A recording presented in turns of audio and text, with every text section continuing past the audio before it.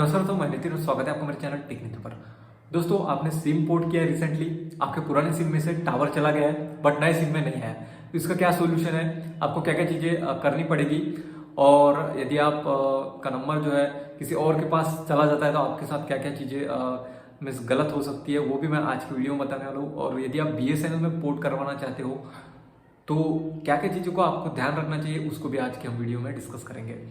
तो चलिए without any waste time शुरू करते हैं।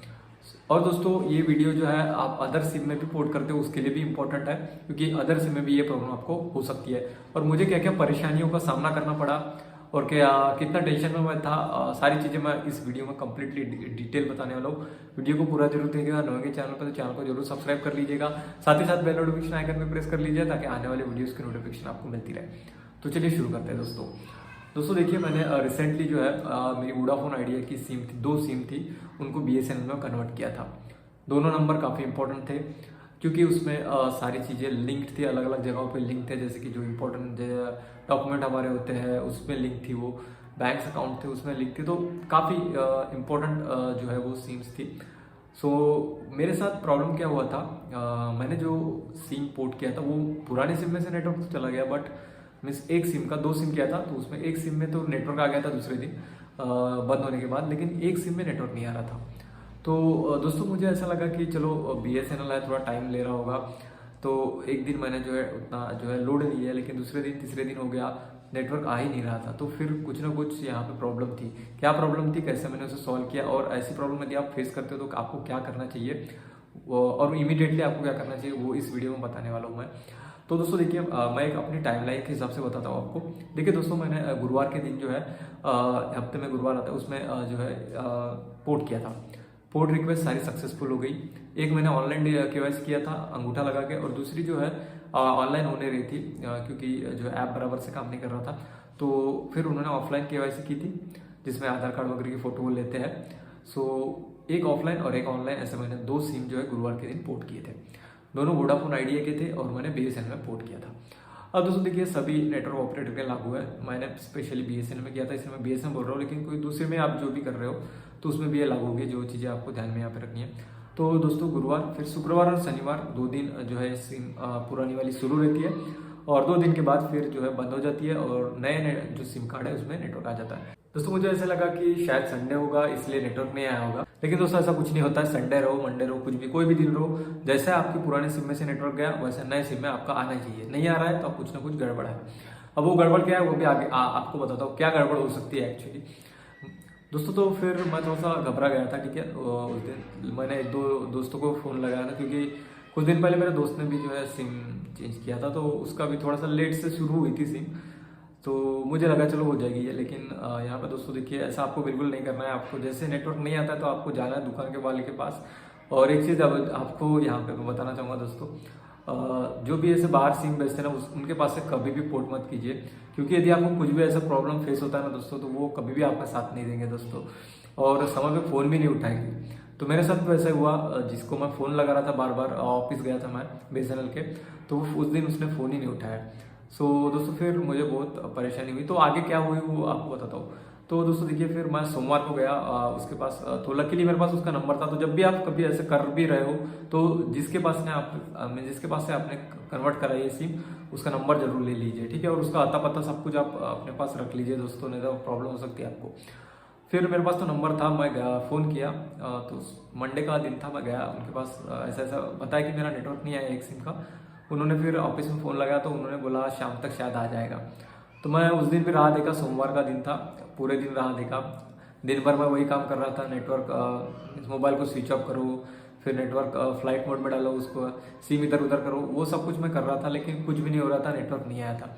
फिर मंडे को भी मैंने देखा, फिर मैंने बोला चलो संडे हो गया, मंडे भी हो गया, तो आज शायद मकर संक्रांति का दिन है, इसलिए मंडे को मकर संक्रांति थी, तो शायद वो भी हो सकता है। लेकिन दोस्तों ऐसा कुछ भी नहीं होता, मंडे को भी नहीं आया नेटवर्क। तो नेटवर्क आपका नहीं आया, एक से गया और दूसरे में नहीं आया, तो समझ जाना कुछ ना कुछ गड़बड़ है। फिर मंडे को मैं गया दुकानदार, तो दुकान वाला आया नहीं था उस दिन, जो छतरी लगा के आता है ना हमारे गाँव में। तो उस दिन तो वो आया नहीं, उसको मैंने फ़ोन लगाया, भैया ऐसा ऐसा ही बात है, तो नेटवर्क नहीं आया, कैसा करूँ क्या करूँ। सो दोस्तों मैं उस दिन घबरा गया था, क्योंकि दोस्तों देखिए जो नंबर होता है ना, उस नंबर पे जो है काफ़ी इंपॉर्टेंट चीज़ें थी, तो अलग अलग जगह पे लिंक था वो मोबाइल नंबर, बैंक से था, तो कुछ भी फ्रॉड हो सकता था क्योंकि दूसरे के पास मोबाइल का एक्सेस चला गया। तो आपको तो पता है ना, सारे OTP उसी पे आते हैं। तो फिर मैं घबरा गया और मैंने बोला भैया ऐसे ऐसे है, मैं थोड़ा सा, मेरा बैंकिंग ऐप भी नहीं चल रहा है क्योंकि सिम चेंज हो गई थी और कुछ भी काम नहीं कर रहा है। मैं थोड़ा सा घबरा गया, मैंने फ़ोन किया तो उसने बोला कि जो ऑफिस है उसमें मैं पूछता हूँ। तो उसने फ़ोन लगाया तो उस दिन एक्चुअली हुआ क्या था, जो ऑफिस वाले थे, जो सर ये काम कर देखते हैं मेरे चैनल का, तो वो उस दिन छुट्टी पे थे। तो उसने बोला कि कल मैं आपको बताऊंगा एक्चुअली 12 बजे तक कि क्या होने वाला। मीन्स जो सिम का जो नंबर, देखिए दोस्तों, दो ही वजह से जो है आपका यहाँ पे प्रॉब्लम हो सकती है। जो आपका सिम नंबर होता है ना दोस्तों, जब भी जो ब्लैक सिम आपको देता है जो ऑपरेटर है, उस सिम के ऊपर एक नंबर लिखा होता है दोस्तों। लगभग अभी कितने डिजिट का होता है वो नहीं पता, लेकिन काफ़ी लंबा एक नंबर होता है, आपकी सिम पे प्रिंट होता है। तो दोस्तों देखिए, आपका सिम तभी पोर्ट होगा सक्सेसफुली। देखिए, आपका सिम नंबर और आपका मोबाइल नंबर, ये दोनों चीज़ें बिल्कुल परफेक्ट होनी चाहिए। तो आप जब भी पोर्ट करवाएं तो आपका सिम नंबर जो है, आप बोलिए कि आप मेरे को सिम नंबर कंफर्म करवा दीजिए कि आपको जो सिम दे रहा है वही वो वहाँ पे आपके फ़ोन में जो एंटर कर रहा है, और आपका जो मोबाइल नंबर एंटर कर रहा है वो भी आप एक बार चेक कर लीजिए कि वो सही है नहीं। इन दो चीज़ों की वजह से आपका यहाँ पे प्रॉब्लम हो सकता है। तो मेरे केस में क्या था, सिम नंबर जो है इधर उधर हो गया था, 2 आंकड़े इधर उधर हो गए थे दोस्तों। शुरुआत से लेके जो अंत तक सही था, लेकिन जो लास्ट के 2 डिजिट थे उसमें दोस्तों उल्टे पलटे हो गए थे।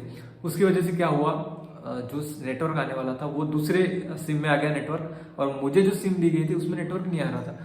तो ये कब मुझे पता चला, फिर मैं जैसे कि अभी संडे और मंडे हो गया, ट्यूसडे हो गया, अब वेडनेसडे को मेरा दिमाग खराब हो गया दोस्तों। मैं गया, फिर सीधा मैंने बोला कि मैं अभी ऑफिस में जाऊंगा, ठीक है, और यदि कुछ भी उल्टा पुल्टा हो रहा है तो मैं यहाँ पे जो है सिम रिप्लेस करवा दूंगा, ठीक है। तो यहाँ पे दोस्तों एक ऑप्शन आपको होता है, आप सिम रिप्लेस करवा सकते हो। तो उसकी कंडीशन आपको बताता हूँ आगे, ठीक है। तो फिर क्या हुआ, मैं ऑफिस में गया, मैंने बताया सर ऐसी ऐसी प्रॉब्लम है। तो फिर उन्होंने चेक किया अपने सिस्टम में, तो उसमें क्या हुआ था, जो नंबर था मेरे सिम पे ऊपर वो उसमें नहीं था, वो दूसरा ही सिम उसने जो है यहाँ पे रजिस्टर किया था मेरे नंबर पे। तो उसमें टावर आ गया था, वो शुरू भी हो गई थी क्योंकि वो हर जगह एक्टिवेटेड दिखा रही थी। मैंने कस्टमर केयर से भी बात की BSNL के, उसमें भी एक्टिवेटेड दिखा रही थी, फिर इनके सिस्टम में भी एक्टिवेटेड दिखा रही थी, फिर नेटवर्क क्यों नहीं आ रहा है। तो प्रॉब्लम ये था दोस्तों कि जो नंबर था, सीरियल नंबर जो सिम का, उसमें जो सीरियल नंबर की जो सिम होनी चाहिए थी वो नहीं थी, दूसरी सिम मुझे मिल गई थी, इसलिए से नेटवर्क नहीं आ रहा था।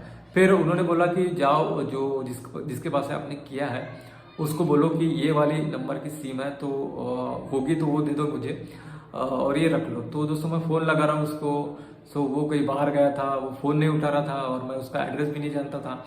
तो फिर मैंने बहुत फ़ोन लगाया दोस्तों, वहाँ पे बहुत बार फ़ोन लगाया मैंने ऑफिस में, 10-12-1 बजे तक वहाँ वेट करता रहा मैं, वेट करता रहा, और वो कहीं और गया था।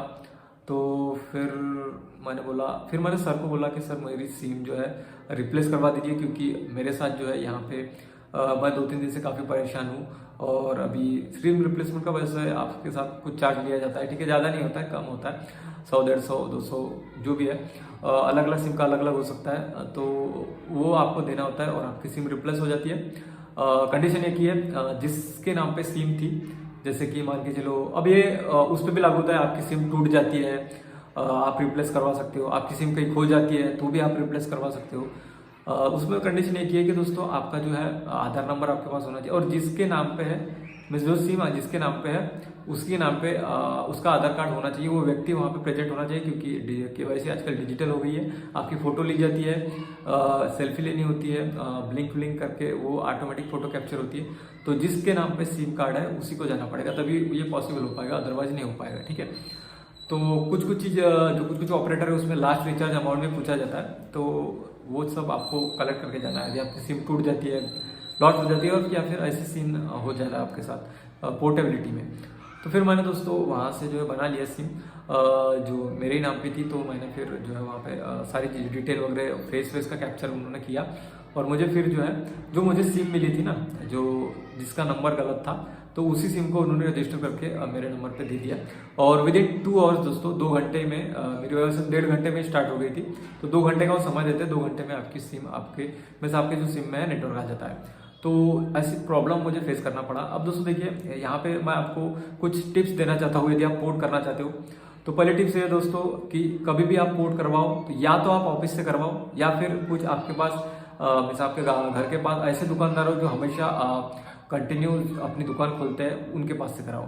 कभी भी ये जो छतरी लगाते हैं इनके पास से तो मैं आपको कभी भी रिकमेंड नहीं करूंगा, और अभी करते भी हो तो आपके यदि पहचान का है तभी करो। दूसरी चीज दोस्तों, ये चीज आपको ध्यान रखनी है, जब भी आप पोर्ट करवा रहे हो तो आपको सिम नंबर, ठीक है, देख ही लेना है। आपके पास जो सिम है उसका सिम नंबर और वो जो एंटर कर रहा है अपने सिस्टम में, आपके जो भी उसका ऐप होता है, तो उस सिस्टम में वो डाला, एक बार क्रॉस वेरीफाई जरूर कर लीजिए, 2 बार कीजिए मैं तो बोलता हूँ। और तीसरी चीज, आपका जो मोबाइल नंबर डालता है वो जो है वो करेक्ट हो। और बाकी डिटेल्स दोस्तों आप थंब लगाते हो तो उसमें आपके आधार से वो फेच कर लेता है, तो उसका कोई टेंशन नहीं है। लेकिन ये 2 चीजों की वजह से आपका प्रॉब्लम यहाँ पे हो सकता है। सो आप दोस्तों, आपको वीडियो काफी अच्छी लगी होगी, वीडियो अच्छी लगी और हेल्पफुल लगी, थोड़ी सी भी आपको मदद हुई होगी, तो आप इस वीडियो को जरूर लाइक कीजिए और हमारे चैनल को सब्सक्राइब कीजिए।